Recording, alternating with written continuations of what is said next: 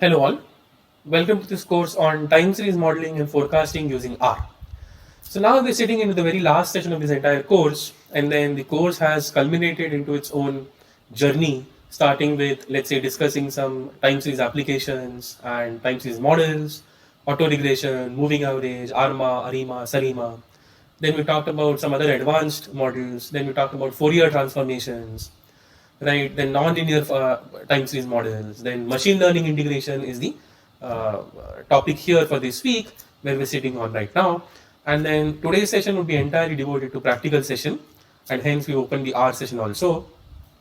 And then now the whole idea is to sort of implement some of the ML techniques we've seen over the course of this week, let's say over the last 4 sessions, and try to integrate that using, let's say, simulated data from some ML or some time series models, or bringing some practical data set, let's say air passengers data, or maybe some other data, and so on and so forth.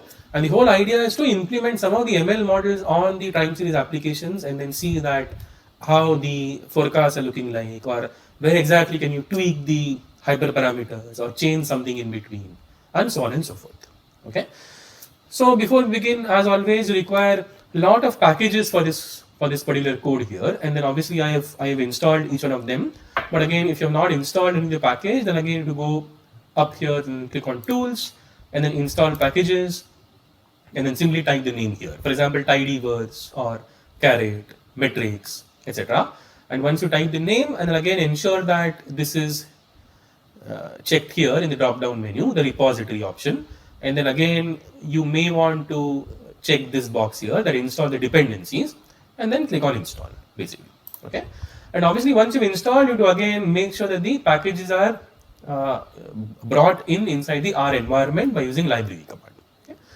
So initially, for the very first exercise, we require these 3 packages. So tidyverse, caret, and then metrics. So again, I'll ensure that we're bringing them inside the R environment by running each and every row here. So library tidyverse, then library caret, and then library metrics. So again, remember one thing, that many of the times what happens is if you're using some inbuilt data set or a real data set, that real data set might not be available without a package. Okay.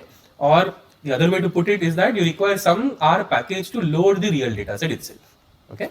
For example, there could be some real data set inside the caret package or inside the metrics package, etc. And for that reason, you have to first install the package. Okay, so initially what we'll do is we'll try to run some of the ML models on a simulated time series data set. So again, as always, set.seed, some random number, let's say 1, 2, 3, or it could be any random number, right? And then sample size. So let's say we fix the sample size to be 300. So n is 300 here.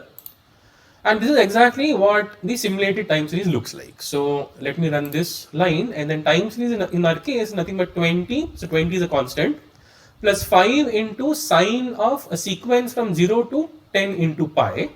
And how many observations we want? We want n observations, plus some random error. So again, if you remember, how do we generate a random error?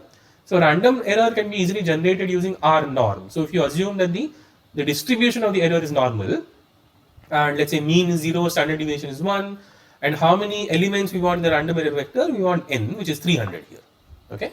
So essentially what we're doing is we are kind of generating the simulated time series by having a sinusoidal component in that using a sine command plus the random error component here.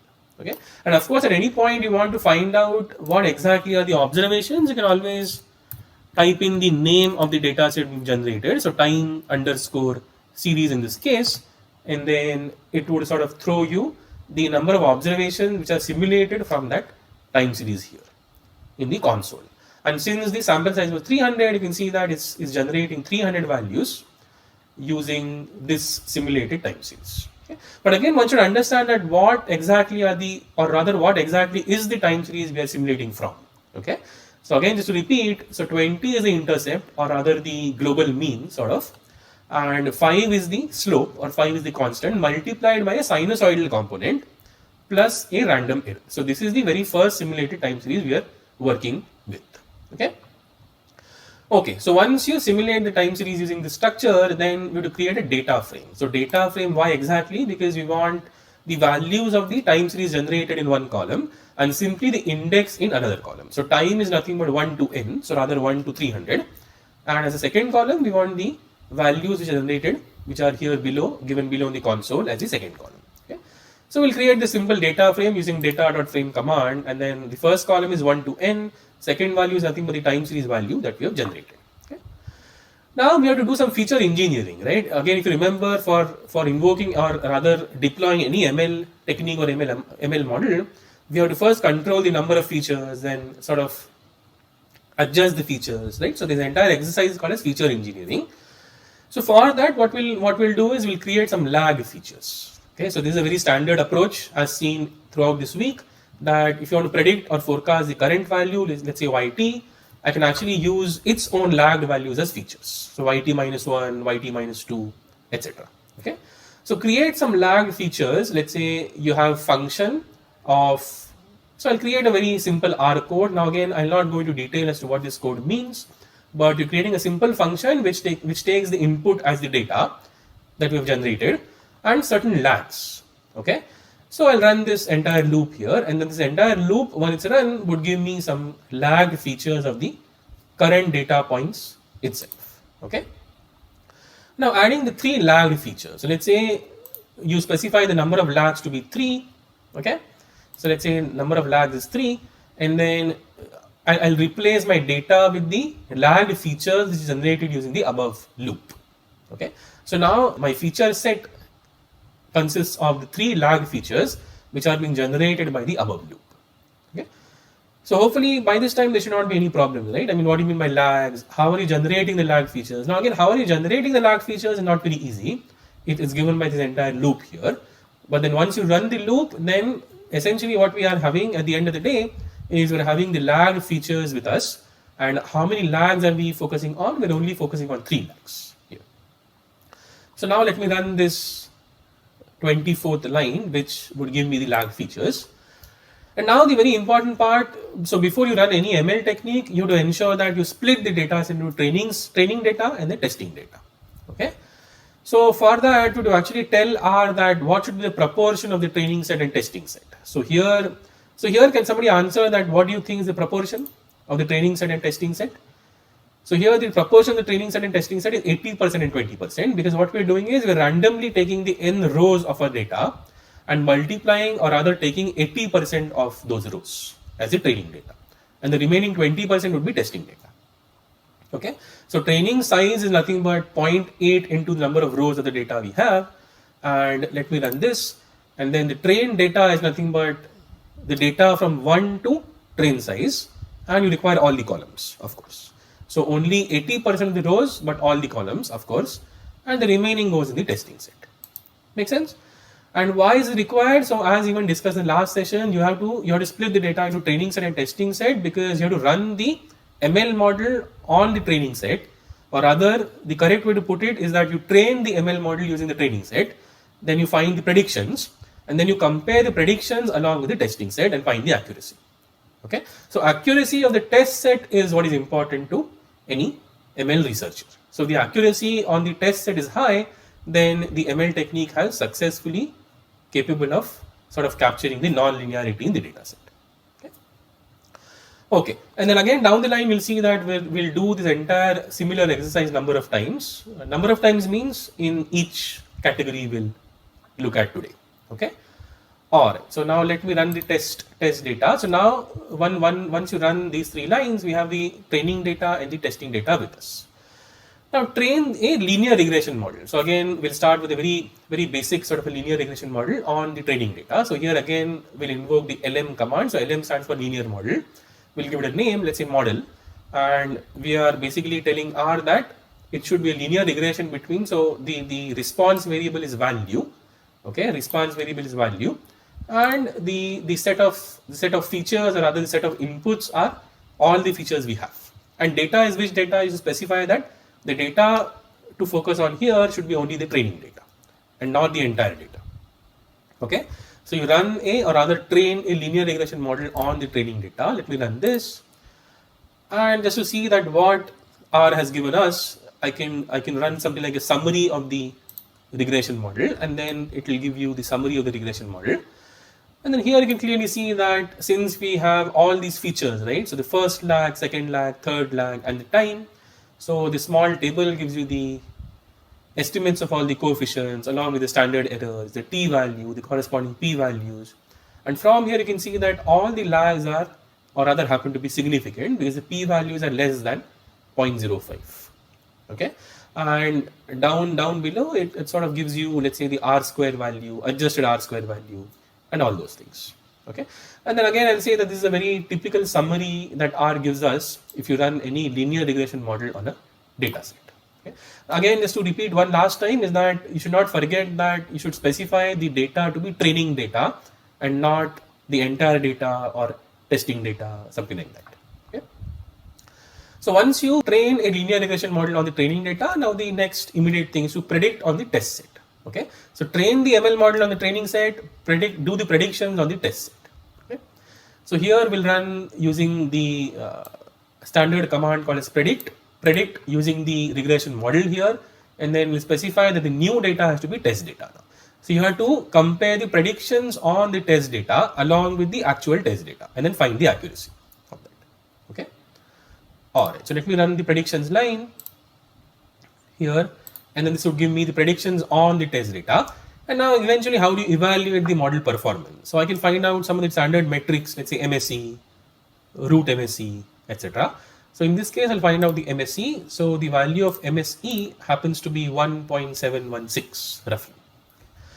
And now just to visualize how the linear regression is performed, I can have a simple plot using the ggplot command, right? And then along with all the specifics. So here again I'm not going to detail as to what each and everything means, but this is the syntax of the ggplot. So I can specify the colors, or let's say line width, or what sort of points you want in the plot, right? Or do you want any axis labels? Do you want a title for the plot? So all these things would be controlled using the ggplot syntax. Okay. So again, my strong suggestion would be that if you're more keen in exploring the ggplot and want to change, let's say, some of the pointers or some of the colors there, then you should sort of study this chunk here in detail. Yeah. Okay. So just to show you that how the regression is performed, I'll run the plot of the actual data along with the predicted data. Let me zoom in. Okay. All right. So this is exactly what the time series, or rather the simulated time series, was looking like. So the blue line is the actual data, which is the simulated data, and the red line is the predicted data.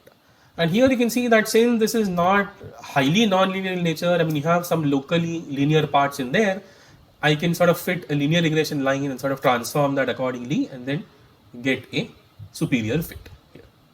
Okay, so this is the actual data, this is the predicted data given by the linear regression technique. Okay.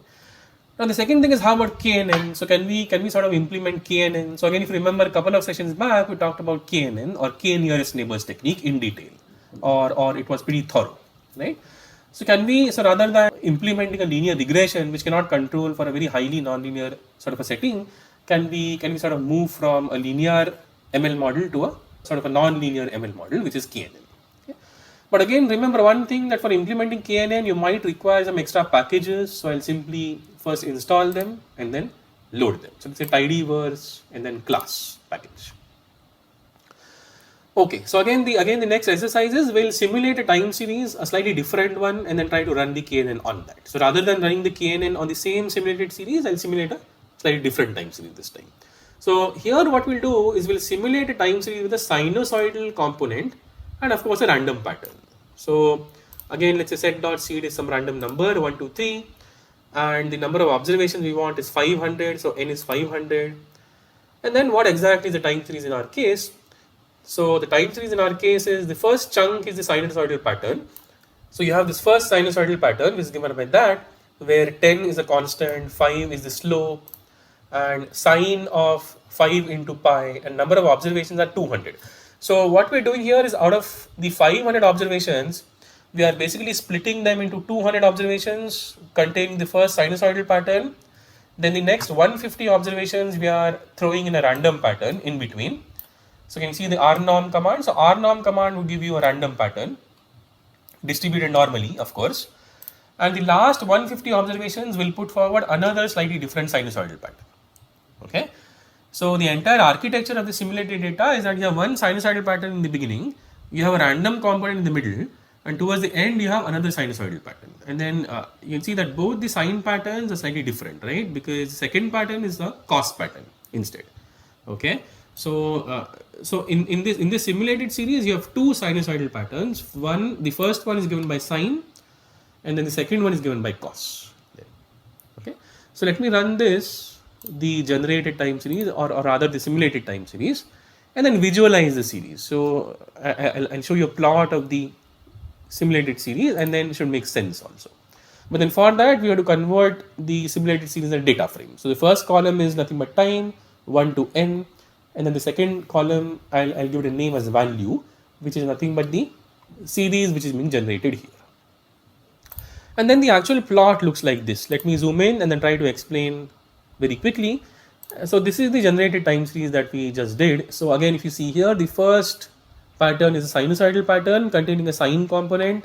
Then in between, where you see this lots of fluctuations, this is a random pattern, right? And then right towards the end, this is a cosine pattern here, which is slightly shifted. Okay? Now the whole idea is that can we sort of invoke a k nearest neighbor ML algorithm to sort of find out the k nearest neighbors, and then to predict whether you have a sinusoidal pattern or whether you don't have a sinusoidal pattern, or maybe some other characteristics, and so on and so forth. Okay, so we sort of play around with the k nearest neighbors technique using this simulated data that we generated. Okay, so again, if you remember the steps involved in KNN, the second step was segment the time series into overlapping windows. So the first would be to specify into how many windows do you want to segment the series into. So let's say window size would be 20, and then segment. So again, this is more from a syntax point of view, that how do you divide the series into different segments. So the entire loop would just exactly that, and then label the data. So again, if you remember, you want to convert the data set into supervised sort of a format or labeled data set. Okay, so label data means what? That assume we know the sinusoidal patterns occur at specific intervals. So let's say if you again see this pattern here, and assuming that you know exactly as to where the sinusoidal patterns occur. So let's say in the beginning or at the end, and not in the middle. Okay. So similarly, you can sort of label the data. So if you have any observation falling in between, you can say that it's not a sinusoidal pattern. If a particular observation is found in the beginning or towards the end, then you can label that as a sinusoidal pattern, and so on. Okay? Hence, what we'll do is, so in this labeling exercise, what we're doing is, if the start time is less than or equal to 200, or if the start time is more than 351, then we'll label it as a sinusoidal pattern, otherwise a random pattern. So the whole idea here is a classification problem. So the second chunk of code we're trying to focus on here is more from a classification problem. So how do you run the KNN or k nearest neighbors for a classification sort of a problem? And how exactly? So what we're doing is we are sort of labeling each and every observation. So before the 200 point or after the 351st point, it's a sinusoidal pattern, which you see in the figure also. And anything in between would be a random pattern.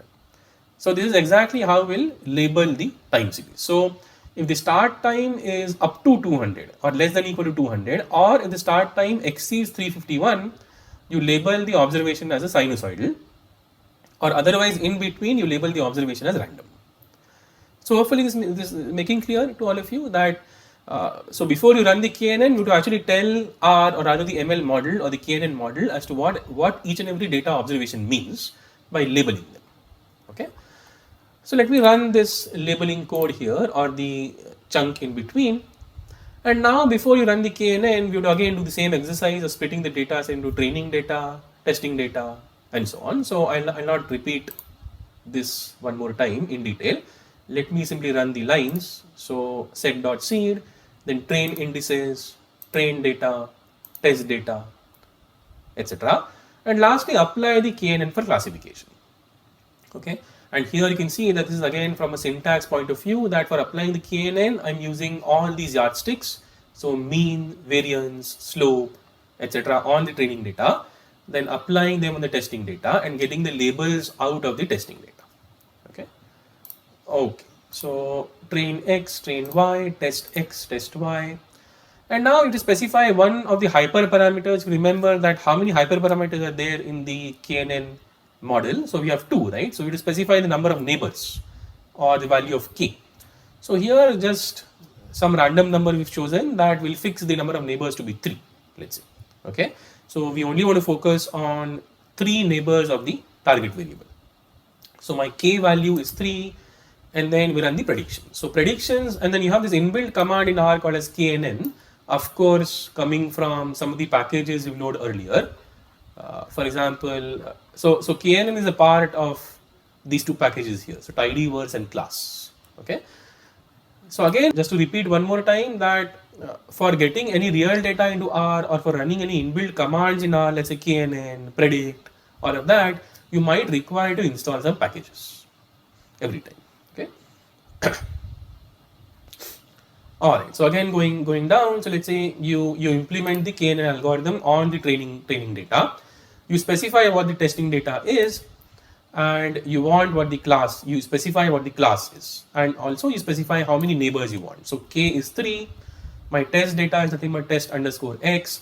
My train data is nothing but train underscore x, and so on and so forth. So let me run this predictions line. And then finally, how do you check for model accuracy? So one can evaluate some of the accuracies here. So in this case, since the classification problem, I can bring in the idea of accuracy. So accuracy is nothing but the mean of predictions which are exactly equal to the test value. Okay, and in this case, the accuracy is pretty high, so 0.989. Okay?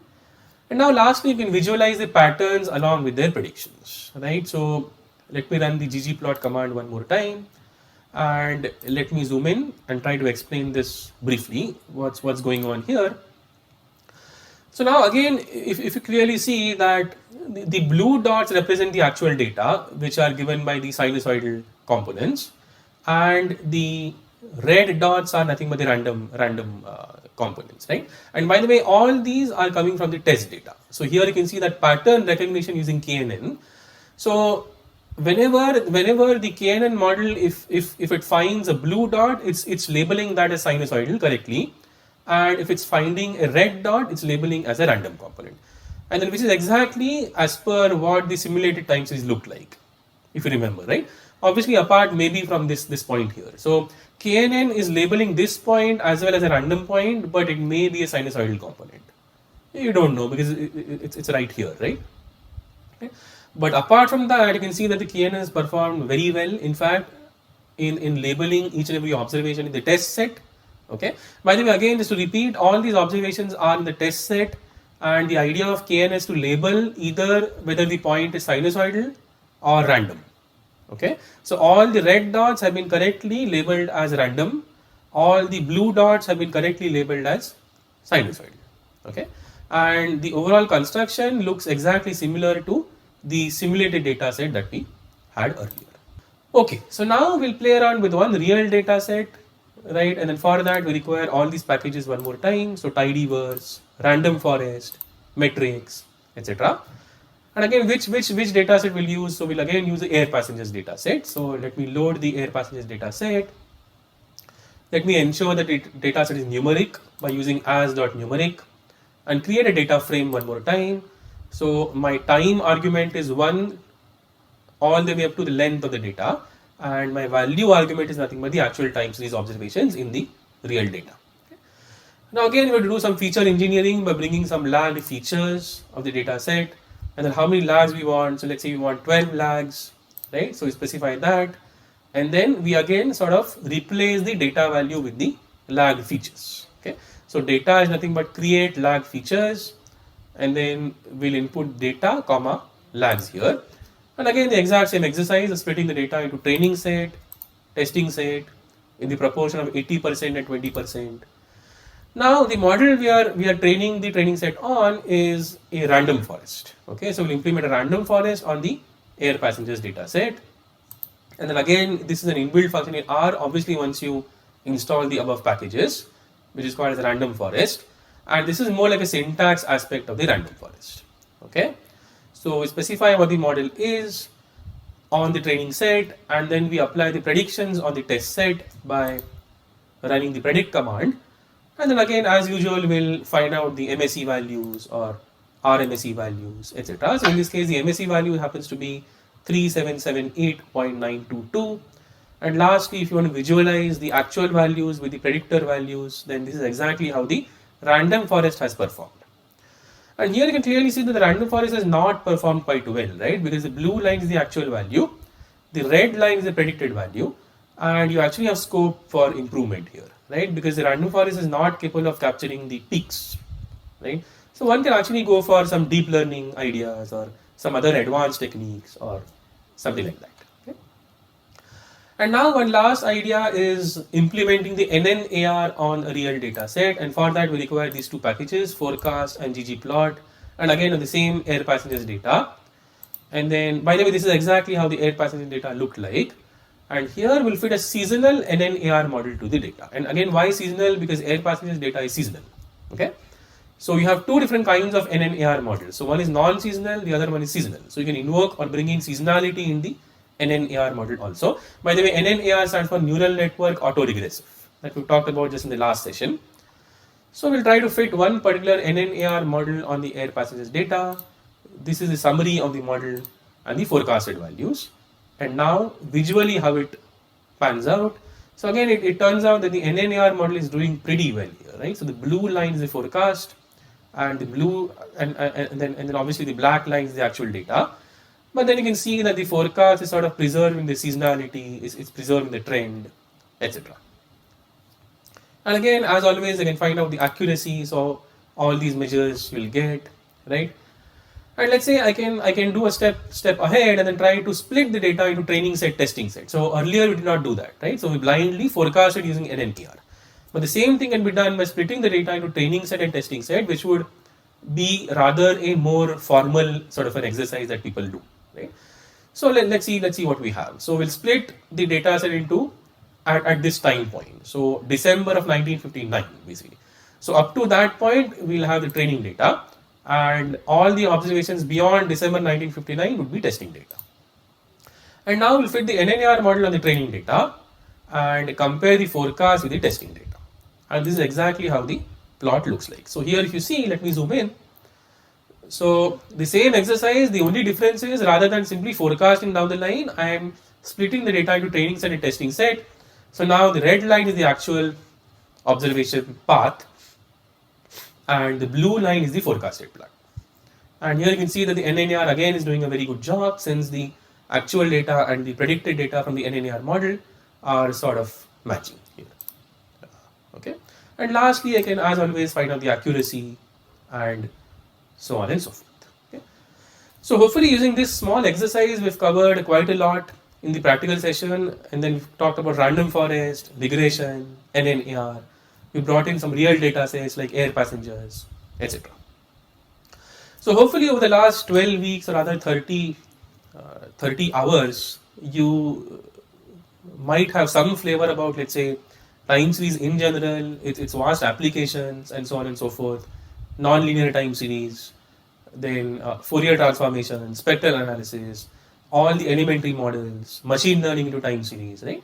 And by this, I'm pretty sure that if somebody at least are interested in exploring this further, then I've done a decent job in sort of explaining the ideas in this entire course thus far. Okay, thank you.